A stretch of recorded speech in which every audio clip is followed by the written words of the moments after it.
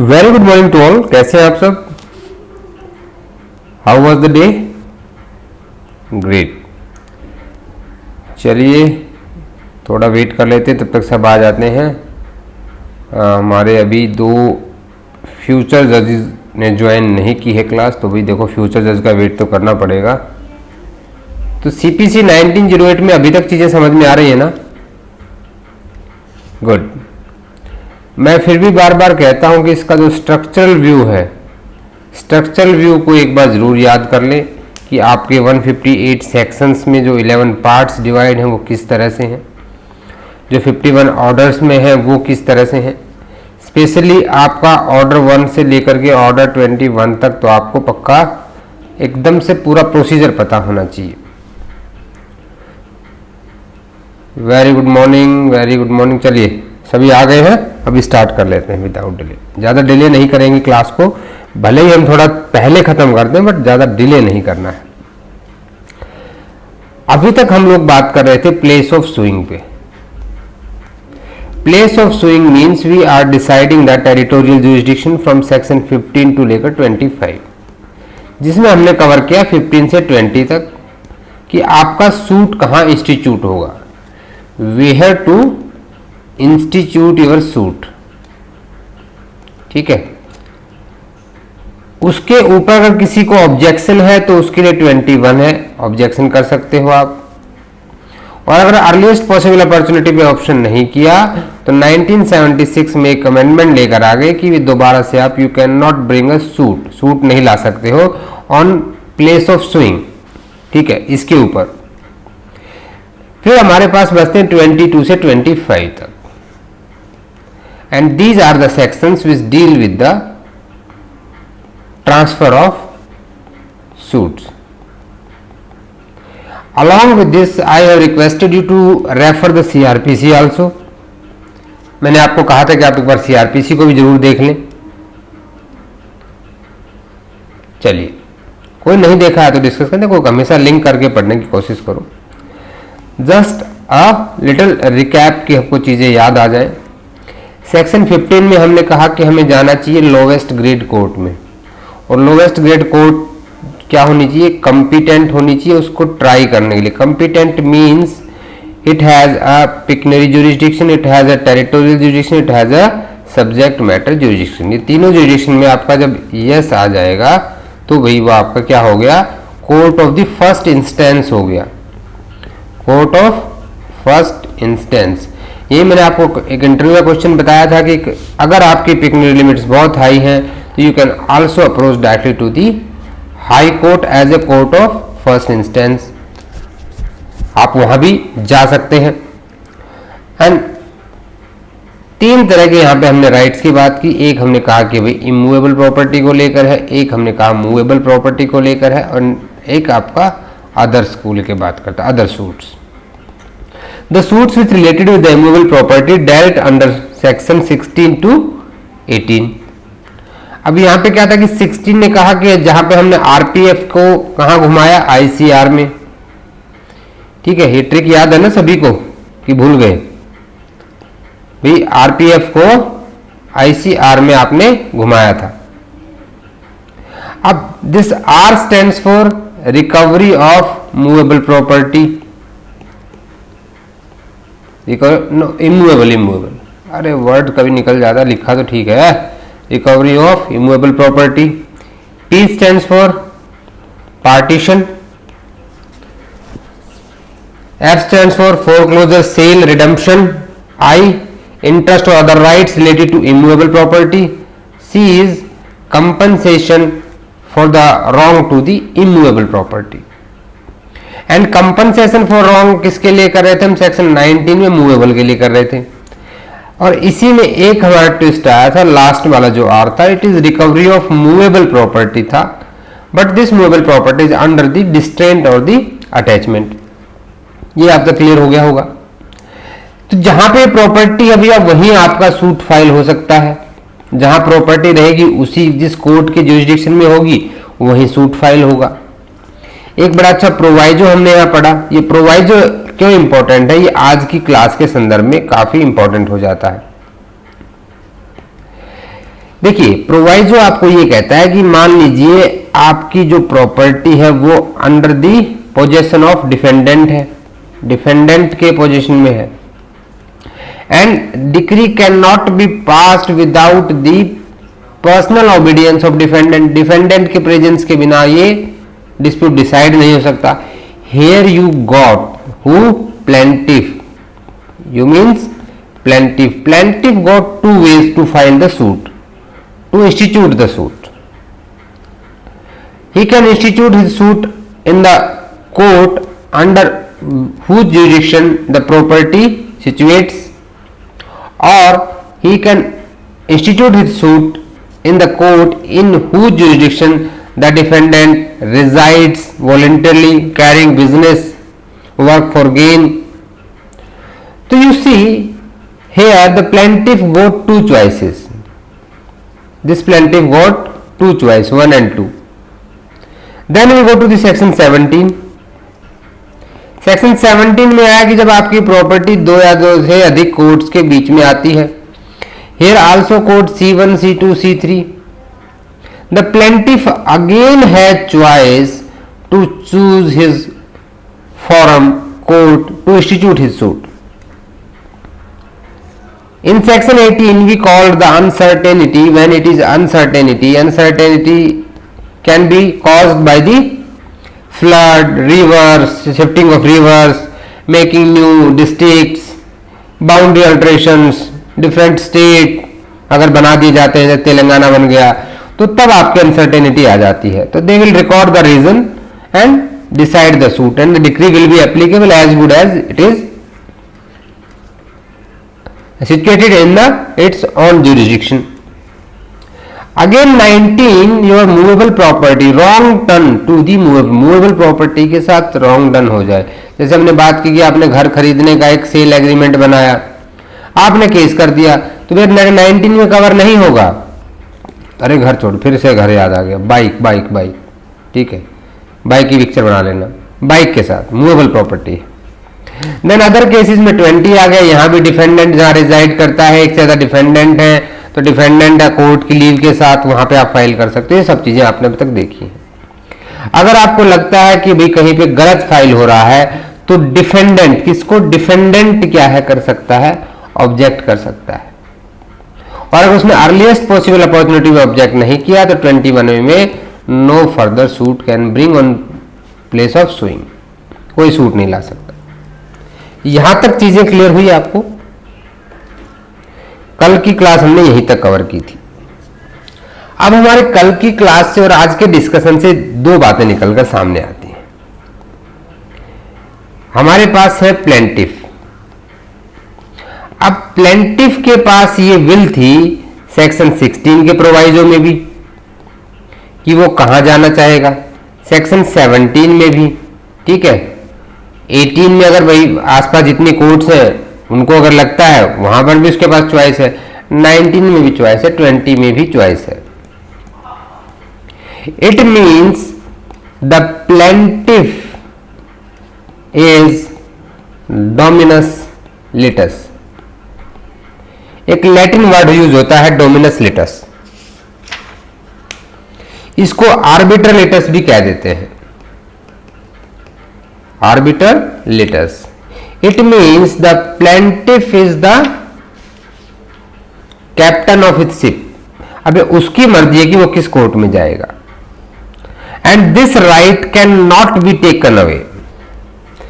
Plaintiff as a dominus litis has a right to choose his own court or forum, and this right should not be interfered. This right should not be interfered with except on very strong grounds. जब तक बहुत ज्यादा ground, strong ground हो तब तक इसको हम कुछ नहीं कह सकते। ये बात कही गई किस केस के अंदर? जगत गुरु श्री शंकराचार्य जी वर्सेस रामजी त्रिपाठी 1979। अरे मैं बता रहा हूं, लिख लो, जगत गुरु श्री शंकराचार्य वर्सेस रामजी त्रिपाठी 1979 एमपी में जबलपुर जो हाई कोर्ट की बेंच है उसका ये डिसीजन था। अब भैया ये चीज तो गलत होगी ना, आपका एक प्लेंटिफ है, ये प्लेंटिफ भाई साहब है, इनको आपने पूरा राइट दे दिया, अब तो डिफेंडेंट को तो परेशानी हो सकती है ना। आप एक एग्जांपल लेते हैं, we will take one example. यहां पे क्या होता है कि एक डाइवोर्स पिटीशन फाइल करता है एक हस्बैंड, प्लेंटिफ कौन है, ही इज हस्बैंड, और ये रहता है आपका मुंबई में, और वहीं पे ये डाइवोर्स पिटीशन फाइल करता है। जो डिफेंडेंट है she is wife, she is residing with her parents in Delhi, so it's very difficult for this lady to go to the Mumbai.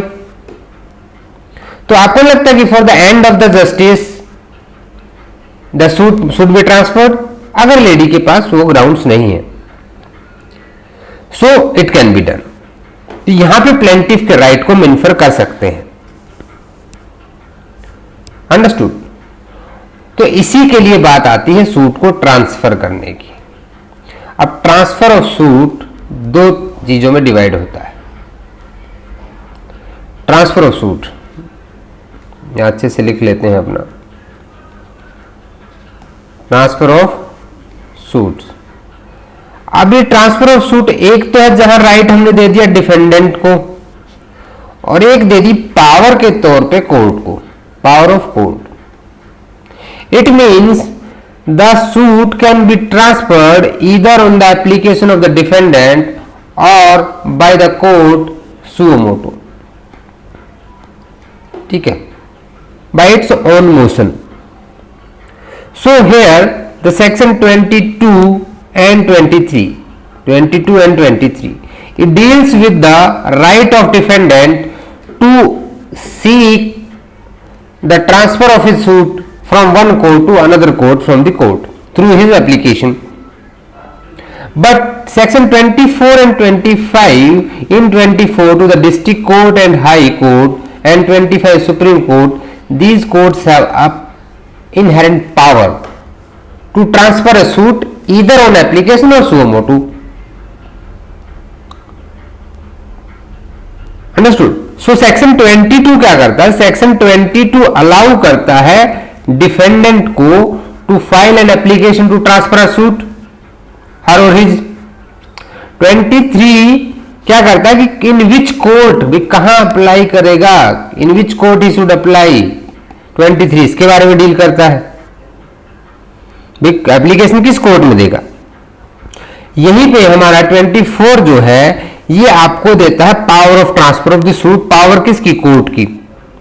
Suit को, अपील को या किसी भी दूसरी प्रोसीडिंग को, चाहे इंडिविजुअल की एप्लीकेशन पे या सुओ मोटो, खुद अपने मोशन से कोर्ट क्या कर सकता है, ट्रांसफर कर सकता है। कौन सा court, district court and high court. This is star mark question, remember it. Section 24 is a star mark question and MCQ में पूछा जा सकता है कि डिस्ट्रिक्ट कोर्ट की या फिर हाई कोर्ट की सूट ट्रांसफर करने की पावर सीपीसी में कहां दी गई है, सेक्शन 24 में। तो please mark it, important, star mark MCQ. And again the same clause with the 25 power of the supreme court. Section 25 बहुत ही वाइड पावर्स देता है सुप्रीम कोर्ट को किसी भी कोर्ट से कहीं भी कोई सूट ट्रांसफर करने की। बेसिक कॉन्सेप्ट समझ में आया। अब हम एक बार बेयर एक्ट पे चलेंगे। हमारे बेयर एक्ट को जो पढ़ते पढ़ते हम ऐसा कर लेते हैं, इसको थोड़ा इरेज कर लेते हैं, फिर हम इसको पढ़ना शुरू करेंगे। यहां तक जो मैंने आपको कॉन्सेप्ट समझाया वो आपको समझ में आया। आज की क्लास में सबसे इंपॉर्टेंट चीजें आपके माइंड में आनी चाहिए। वाई टू ट्रांसफर, भाई ट्रांसफर क्यों करना चाहिए, on whose application this can be transfer, क्या प्लेंटिफ भी अप्लाई कर सकता है ट्रांसफर करने के लिए। समझ रहे, ये सारे डाउट्स आने चाहिए। Where to apply for transfer, और अगर कोई वैक्सियस एप्लीकेशन लगा देता है तो क्या एक्शन होगा, उसके साथ में उस पर कॉस्ट पे भी हम बात करेंगे। समझ में आ गई स्ट्रक्चर, किस तरह से समझना है। चलिए 22 क्या कहता है, power to transfer suit which may be instituted in more than one court, यानी कि ये वहीं पे लागू होता है जहां मोर देन वन कोर्ट है। अब मान लीजिए मेरे घर के पोजेशन का डिस्प्यूट है, it is related with the recovery of my immovable property section 16, जहां पे घर है उसी कोर्ट में जाएगा, कोई इसके अलावा सोचना ही नहीं है। The section 22 and 23 deals with the courts where the courts has the concurrent jurisdiction, जब उन कोर्ट के पास कंकरेंट ज्यूरिसडिक्शन होगा, एक से ज्यादा कोर्ट के पास वो आपका ज्यूरिसडिक्शन हो, तभी आप ऐसा कर सकते हो। डायरेक्ट पढ़ते हैं।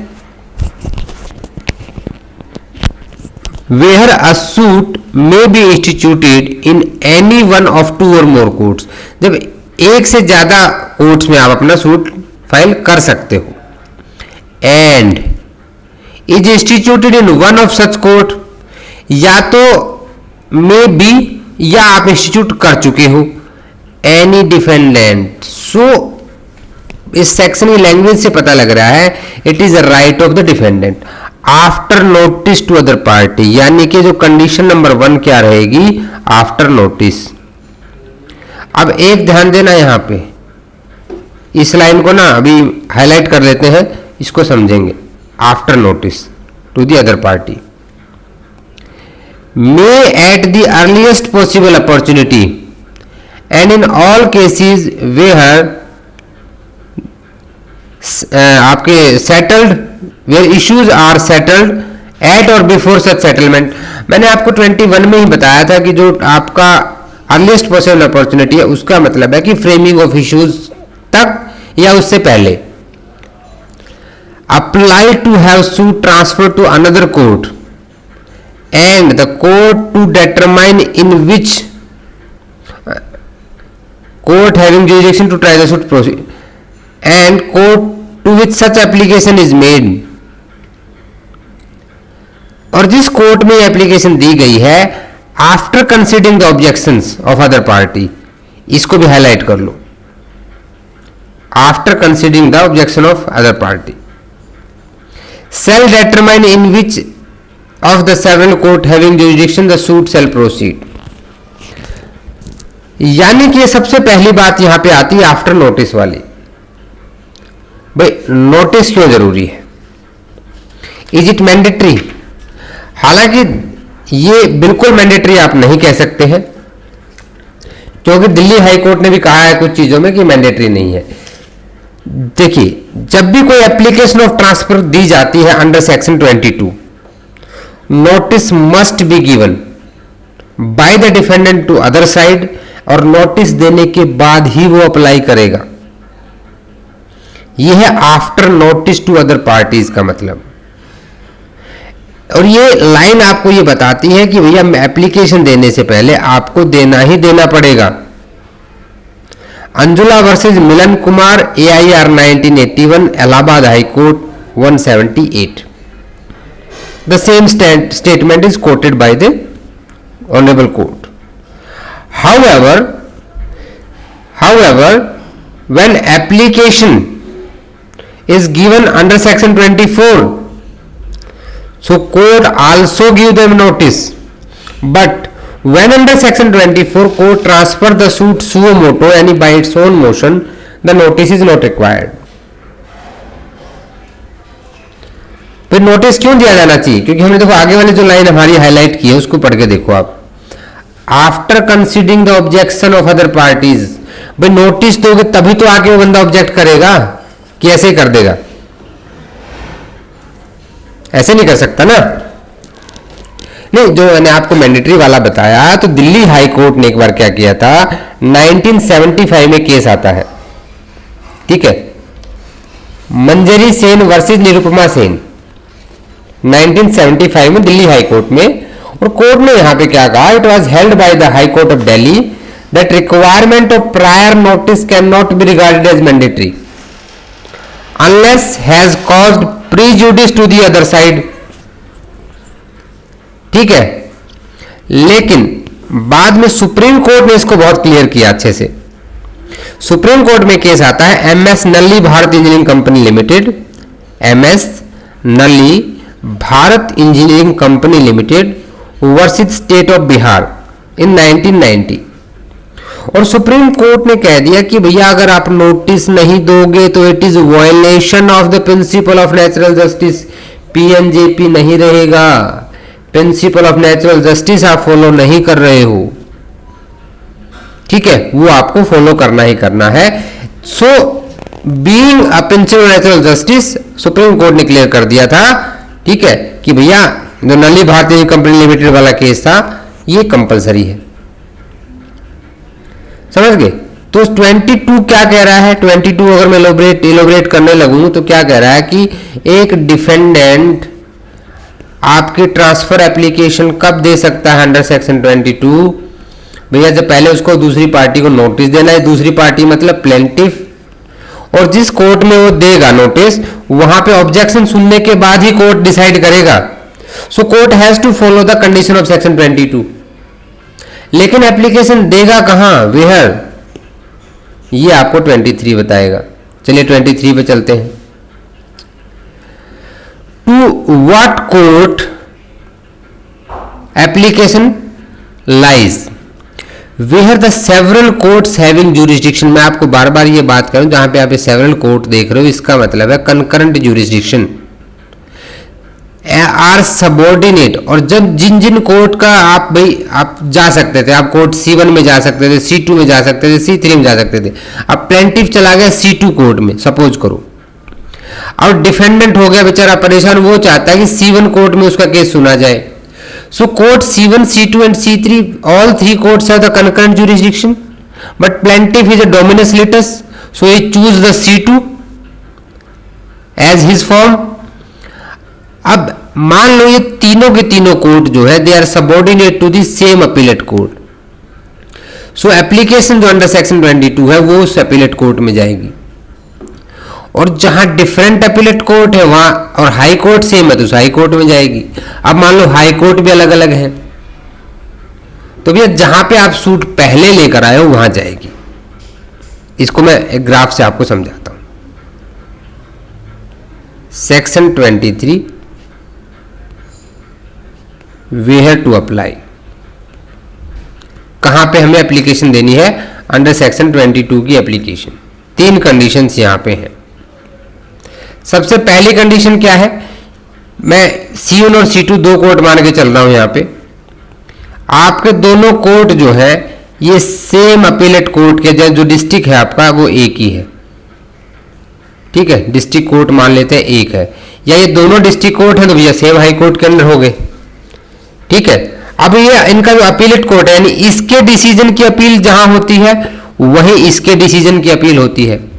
सपोज करो कि आपका ये डिस्ट्रिक्ट के अंदर दो डिवीजन्स हैं, दोनों कोर्ट्स के भी अपील तो डिस्ट्रिक्ट कोर्ट में होंगी। एक एग्जांपल ले लेते हैं ऐसे। सो जब ऐसे केस में C1 से C2 में जाना है तो भैया एप्लीकेशन आपकी लाई करेगी उसके अपीलेट कोर्ट में। पहली कंडीशन क्लियर हुई। सेकंड कंडीशन क्या आती है कि जब मान लो भी C1 की अपील होती है A1 में अपीलेट कोर्ट और C2 की अपील होती है A2 में। अपीलेट कोर्ट दोनों के अलग अलग है, लेकिन दोनों अपीलेट कोर्ट या फिर ये दोनों कोर्ट जो है सेम हाई कोर्ट के अंदर आते हैं, same high court. In that condition your application will be filed in the high court.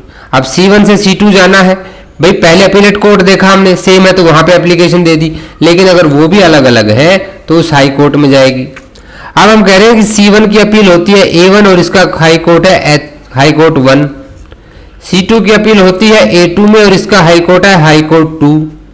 इस कंडीशन में हम क्या करेंगे, इस कंडीशन में मान लो आप C1 में पहले सूट लेकर आया प्लेंटिफ, डिफेंडेंट चाहता है C2 में चला जाए, तो जहां पे पहले आप मुकदमा लेकर आए हैं उसके हाई कोर्ट में ये जाएगी।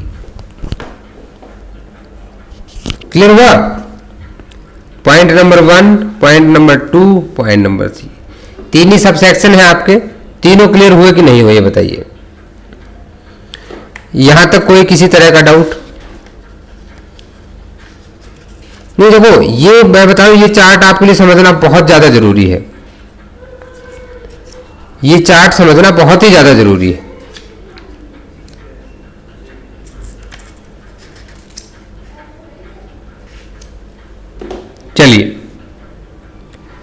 नेक्स्ट चलते हैं।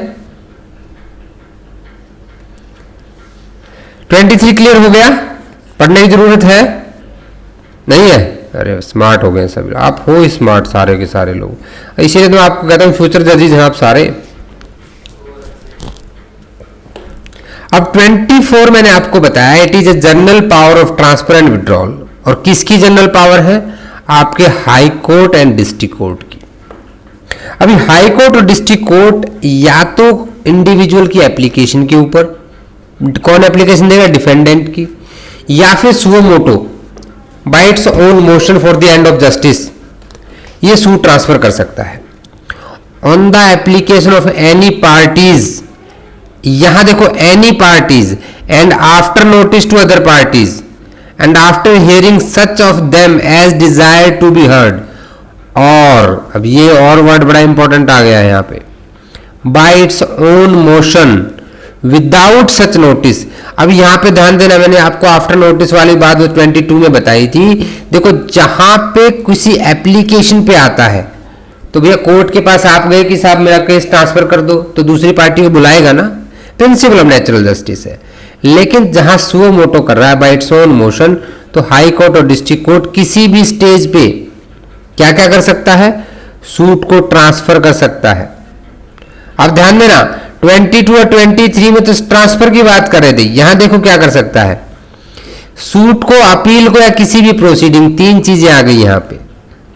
24 में सूट, अपील और other proceeding pending before it for trial और disposal of any to any court subordinate to it and competent to try और डिस्पोज द सेम। अब मान लो भी C1 में पेंडिंग है, तो डिस्ट्रिक्ट कोर्ट और हाई कोर्ट चाहे तो इससे उठा के C2, क्योंकि C1 C2 दो ही कोर्ट थी हमारी, उसी एग्जाम्पल को माइंड में रखना है। तो कोर्ट चाहे तो अपने आप भी उसको यहां से वहां भेज सकते हैं विदाउट एप्लीकेशन, और जब अपने आप भेजेगी तो नोटिस नहीं देगी अपोजिट पार्टी को। दूसरा देखो, अभी तक ट्रांसफर तो सबने पढ़ ही लिया, लेकिन ये एक और काम कर सकता है, विड्रॉ कर सकता है किसी भी सूट को। ऑर्डर 23 में आप पढ़ोगे withdrawal of suit with leave of court, without leave of court. But here this power is with the court. Court withdraw कर रहा है किसी भी सूट को, अपील को, या किसी प्रोसीडिंग को जो उसके सबऑर्डिनेट कोर्ट के सामने पेंडिंग है, ठीक है। एंड वहां से विड्रॉ करके क्या कर सकते हो? वहां से तो विड्रॉ कर लिया, कोर्ट C1 से विड्रॉ कर लिया, उसको ट्राई कर सकता है, डिस्पोज ऑफ कर सकता है, या उसको ट्रांसफर कर सकता है ट्रायल या डिस्पोजल के लिए किसी भी अपने सबऑर्डिनेट कोर्ट को जो उसे ट्राई करने के लिए कंपिटेंट हो, या फिर रीट्रांसफर कर सकता है, ठीक है, जहां से उसको विड्रॉ किया गया है C1 में ही वापस भेज देगा कि चलो ठीक है तुम ही सुनो, कोई बात नहीं। इस पॉइंट को थोड़ा ध्यान से समझना, ये इंपॉर्टेंट पॉइंट है। विड्रॉल ऑफ सूट ये नहीं है, देखो जो ऑर्डर 23 में विड्रॉल पढ़ोगे आप, that withdrawal is by plaintiff party, वो ले ही लिया, ठीक है। ऑर्डर 23 में सूट निकाल लिया कोर्ट से, कहीं नहीं गया। यहां कोर्ट एक कोर्ट से विड्रॉ करके किसी दूसरे कोर्ट को, यानी भाई तुम फाइल दो हम दूसरे कोर्ट को देंगे, तुम्हारे बस की बात नहीं है, इस तरह से आप समझ सकते हो। सबसेक्शन 2 कहता है कि वेयर एनी सूट और प्रोसीडिंग हैज बीन ट्रांसफर्ड और विड्रॉन अंडर सबसेक्शन 1। अब या तो ट्रांसफर कर दी गई है या फिर विड्रॉ कर दी गई है, तो कोर्ट जहां पे जो उस कोर्ट को ट्रांसफर किया गया है या जहां विड्रॉ करने के बाद उसको दिया गया है, वो क्या कर सकता है? वो उनको ट्रायल कराएगा भाई उस कोर्ट का, उस सूट का। अब या तो कोई डिस्ट्रिक्ट कोर्ट या हाई कोर्ट ने उसको स्पेशल डायरेक्शन दी हो, उसको फॉलो करेगा, ठीक है, या फिर रिट्राई करेगा, या फिर प्रोसीड करेगा उसी पॉइंट से जहां पे वो ट्रांसफर हुआ है। मान लो आपके प्लेंटिव के एविडेंस हो चुके थे, तो ठीक है भैया प्लेंटिव के हो चुके, हम डिफेंडेंट के लेंगे अभी। For the purpose of this section court of additional assistant जज shall be deemed to be subordinate to district जज। ये क्या कह रहा है आपका, जो एडिशनल एंड असिस्टेंट जजेस है उन्हें डिस्ट्रिक्ट कोर्ट में माना जाएगा। एडिशनल डिस्ट्रिक्ट जज, असिस्टेंट डिस्ट्रिक्ट जज, they are subordinate to the district जज, इसीलिए उनको डिस्ट्रिक्ट कोर्ट के सबऑर्डिनेट माना जाएगा, although they are sitting in the district court itself. Proceeding include proceeding for execution of decree. अब भैया जो आप कह रहे थे कि सूट है, अपील है, अदर प्रोसीडिंग, प्रोसीडिंग में एग्जीक्यूशन भी आता है। सबसेक्शन 4 कहता है कि the court trying any suit transfer withdrawn under this section from a court of small cause shall for the purpose of such suit be deem to be court of small cause. ठीक है, यानी कि जो court से, court of small cause से आपने क्या कर लिया, विड्रॉ कर लिया, दूसरे कोर्ट को दे दिया, तो उसे भी हम court of small cause he मानेंगे। A suit or proceeding may be transferred under this section from a court which has no jurisdiction to try it। अब इससे देखो यहां पहले क्या था ना, अभी तक ये लग रहा था कि ये सिर्फ जहां कंकरेंट है वहीं जाएगा, पर मान लो ऐसे कोर्ट में जिसका जुरिस्डिक्शन ही नहीं है और वहां पर भी अगर कोर्ट को लगता है तो या तो एप्लीकेशन पे या वो सुओ मोटो क्या कर सकता है, वहां से भी दूसरी जगह ट्रांसफर कर सकता है। यानी सिर्फ जुरिस्डिक्शन तक बाउंड नहीं है चीजें यहां पे। लेकिन ट्रांसफर करने के लिए क्या होना चाहिए, कुछ ग्राउंड होने चाहिए ना, सफिशिएंट ग्राउंड। सो कैसे कैसे होने चाहिए, ये ग्राउंड्स क्या क्या होने चाहिए। तो जो मैंने आपको जगत गुरु श्री शंकराचार्य वाला केस लिखवाया था, लिख लिया था ना हमने, जगत गुरु श्री शंकराचार्य वर्सेस रामजी त्रिपाठी 1979 जबलपुर एमपी। तो यहां पे कोर्ट ने कुछ कंडीशंस बताई और वो कंडीशंस क्या थी, वो सफिशिएंट ग्राउंड क्या होने चाहिए। Write down. The first ground should be there should be a reasonable apprehension in the mind. There should be a reasonable apprehension in the mind of litigant that he might not get justice in the court in which suit is pending. भाई defendant को ये लग रहा ना कि जहां मेरा मुकदमा पेंडिंग वहां मुझे न्याय नहीं मिलेगा, पहली कंडीशन ये हो सकती है। दूसरा, to avoid the multiplicity of the proceeding और कॉन्फ्लिक्टिंग डिसीजंस। भाई क्या पता है केस वहां हो जाए, केस यहां हो जाए, उसको भी अवॉइड करना है, इसीलिए ट्रांसफर ऑफ सूट आया है। थर्ड, वेयर जजेस is interested in one party and prejudiced against the other. अब मान लीजिए कोर्ट C1 में चल रहा, वहां के जज हमारे दूर के जानने वाले हैं, जो C1 कोर्ट के जज है वो जानने वाले हैं भाई किसके, प्लेंटिफ के, तो डिफेंडेंट तो बेचारा मारा जाएगा, या डिफेंडेंट के जानने वाले हैं, जानने के बाद पता लगा। सो इसीलिए सेक्शन 24 में ईदर पार्टी किया गया है। तो यहां पर भी भाई मेरे को न्याय मिलेगा नहीं क्योंकि जज साहब तो उनके जानने वाले हैं, तो वहां पर भी हो सकता है। नेक्स्ट है आपका where common question of fact and law arise between the parties in two suits. अब मान लो कोर्ट C1 में भी केस चल रहा है, C2 में भी चल रहा है और कॉमन क्वेश्चन डिटरमाइन होना है, तो C1 से C2 ट्रांसफर कर दिया जाएगा कि एक ही सूट में डिसाइड कर देंगे। ठीक है, अब दूसरी कंडीशन क्या हो सकती है कि भाई मान लीजिए मिस्टर ए है और मिस्टर बी है, तो यहां पे ए वर्सेस बी, ए ने बी के खिलाफ कोर्ट फाइल किया C1 कोर्ट में और बी ने ए के खिलाफ कर दिया C2 कोर्ट में। अरे भैया तो बात सेम है, सेम पार्टी है, तो क्या करेंगे वहां, रेस्ट ऑफ जुडाइज तो बाद में लगाएंगे, हम ऐसे में भी उसको ट्रांसफर कर सकते हैं। ठीक है, और जहां पे ट्रांसफर नेसेसरी है for the adjudication of a particular controversy, तो उस कंडीशन में भी ट्रांसफर किया जा सकता है। ठीक है, अच्छा ट्रांसफर कब नहीं किया जा सकता, ये तो हमने पढ़ा ना कि कब किया जा सकता है। अब एक डिफेंडेंट जाता है, मिस्टर ए बी जाता है कोर्ट में, बी यहां पे डिफेंडेंट है ना अपना, मिस्टर बी को हम डिफेंडेंट मान लेते हैं। अब बी कोर्ट में जाता है और वो कह रहा है कि जी देखो वो जो बंदा ना उसका लोकेलिटी में बहुत इन्फ्लुएंस है मिस्टर ए का, उस सोसाइटी में काफी इन्फ्लुएंस है, तो मेरा केस वहां से ले लो। तो भैया सिर्फ ये फैक्ट आपका सफिशिएंट नहीं होगा। दूसरा क्या है कि यहाँ बी कह रहा है कि जी वो कोर्ट मुझसे बहुत दूर है, वहां जाने में दिक्कत होती है, मुझे यहां दे दो। Although this condition differ from situation to situation, but सिर्फ सिंपली इसी बात के ऊपर आपका ट्रांसफर नहीं किया जा सकता है कि नहीं। अब आप कह रहे हो कि यहां पे तो ना कोर्ट C1 कोर्ट वाला जज बहुत ज्यादा डेट दे रहा, तारीख पे तारीख मिल रही है, पर मुझे न्याय नहीं मिल रहा है। एंड लास्ट में एक लाइन लिख देना जब आप कोई ग्राउंड्स लिखोगे कि if the end of justice demand such transfer, if the end of justice demand such transfer, court should not hesitate to act, court should transfer the suit. Clear? चलिए यहां तक भाई कोई दिक्कत किसी को बताओ। तो एमसीक्यू क्या क्या बन गया? डिस्ट्रिक्ट कोर्ट और हाई कोर्ट की पावर टू ट्रांसफर कहां दी गई है? सेक्शन 24 में। क्लियर? अब आते हैं पावर ऑफ सुप्रीम कोर्ट। अब एप्लीकेशन ऑफ द पार्टी के ऊपर भी आफ्टर नोटिस। अब ध्यान देना, ये चीज आपको देखो बार बार आ रही है, तो ये चीज आपके माइंड में आ जानी चाहिए कि आफ्टर नोटिस कब होगा? जब पार्टी की एप्लीकेशन होगी। एंड आफ्टर हियरिंग, उनके ऑब्जेक्शन को भी सुना जाएगा ना। तो supreme court may at any stage if satisfied that an order under this section is expedient for the end of justice, direct that any suit, appeal और other proceeding be transferred from a high court to other civil court in one state to a high court और other civil court in other state. यानी पूरी India में भाई इसका जहां मन करेगा वहां से वहां सूट ट्रांसफर कर सकता है। ठीक है?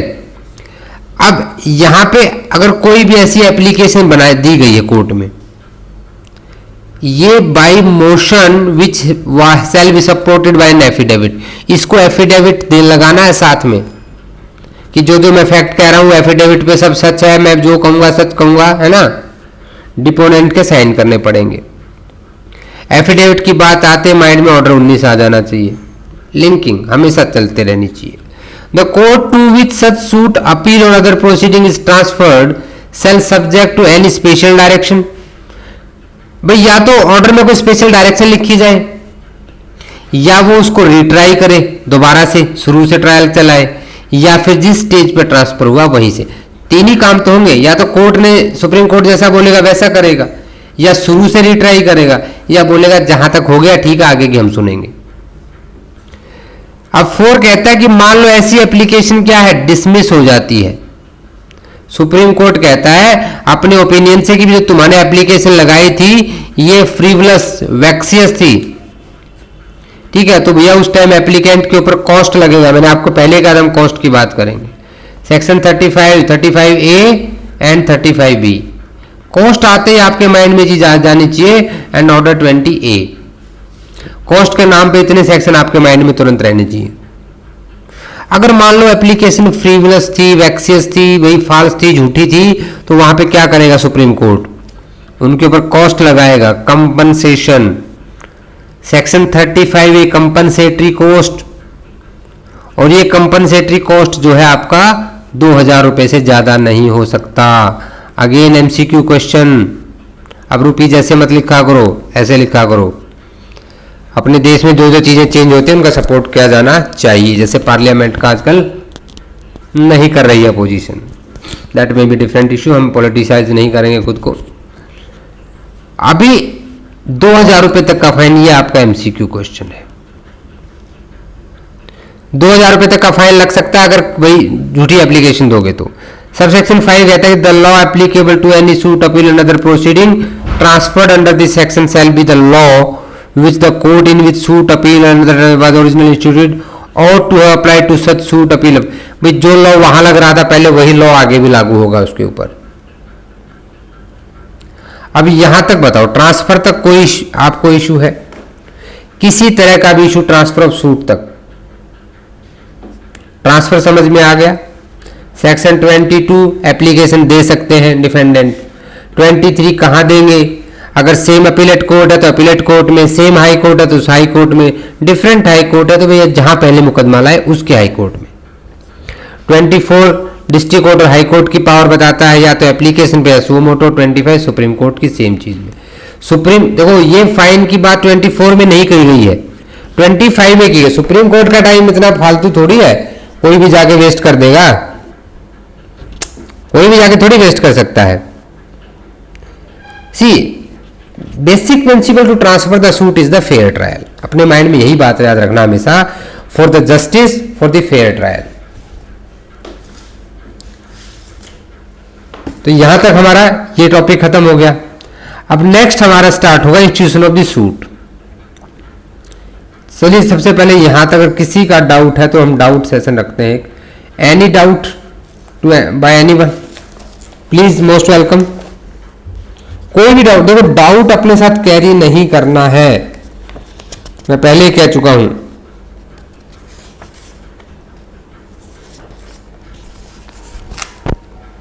चलिए कोई बात नहीं, तो मैं ये मान लूं कि भाई आपने एकदम सब अच्छे से पढ़ लिया है, समझ लिया है।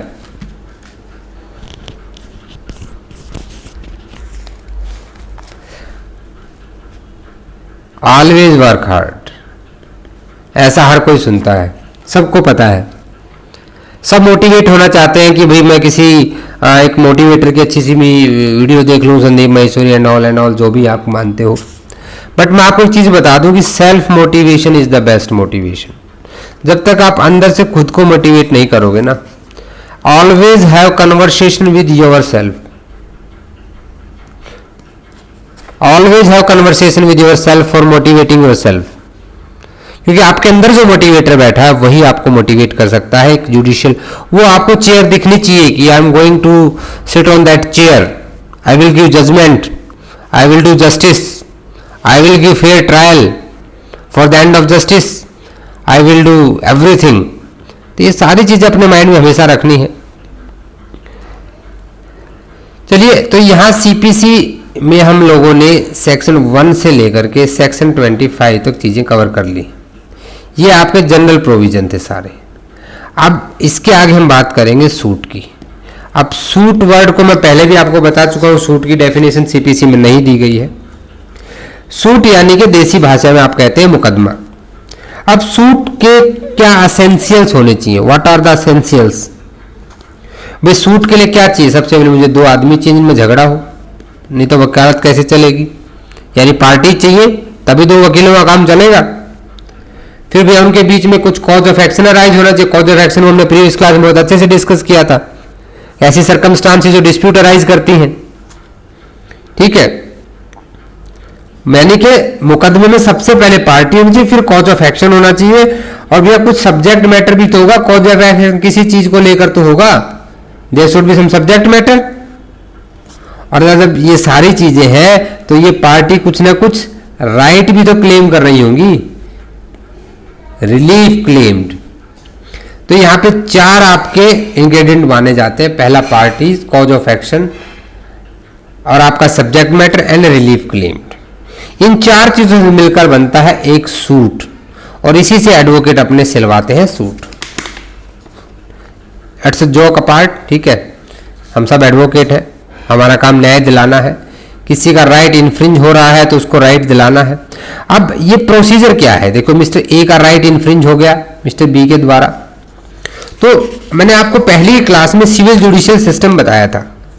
यानी कि अगर मैं इसको कहूं कि what are the different stages for this civil suit, court में क्या क्या स्टेज होंगी? भाई सबसे पहले आप क्या करोगे? You will institute the suit, suit will be instituted, suit institute करोगे। उसके बाद दूसरा क्या करोगे? सम्मन भेजोगे डिफेंडेंट को। सम्मन भेजने के बाद वो आएगा बंदा, वो अपने रिटन स्टेटमेंट देगा।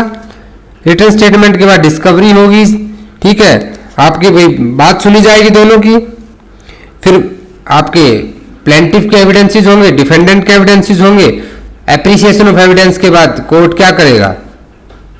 एक जजमेंट दे देगा, and this judgement follows the decree, and this decree will be execute. यानी कि सूट इंस्टीट्यूट से करने से लेकर और एग्जीक्यूशन तक की आपकी प्रोसीडिंग है। इसी को सिविल जुडिशियल सिस्टम कहते हैं। मैंने बहुत डिटेल में इसलिए नहीं बताया क्योंकि ये चीज हम पहली क्लास में बहुत डिटेल डिस्कशन कर चुके हैं,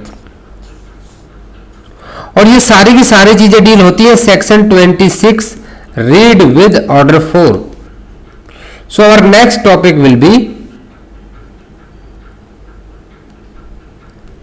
next topic will be section 26 order 4। ये हमारा अगला टॉपिक होगा कि मुकदमा इंस्टीट्यूट किस तरह से किया जाएगा। So we will take it from tomorrow from here itself. कल हम इसको कवर करेंगे, और कल हमारा मोस्टली पार्ट 1 कंप्लीट हो जाएगा। और अब सीपीसी बहुत रेगुलर स्टार्ट हो गई है, तो प्लीज अब be available in the class on time, and work hard, daily का काम डेली कीजिए। और रही बात एविडेंस की, so from tomorrow onwards evidence will be started. So see you guys in the next class, please take care yourself. अपने doubts अगर class में नहीं बताते हो तो प्लीज मुझे टेलीग्राम पे मैसेज कर दिया करो, definitely I will call you, no issues, but never keep the doubts with you. चलिए मिलते हैं कल at the same time, same class with different topic. तब तक के लिए गुड डे, जय हिंद।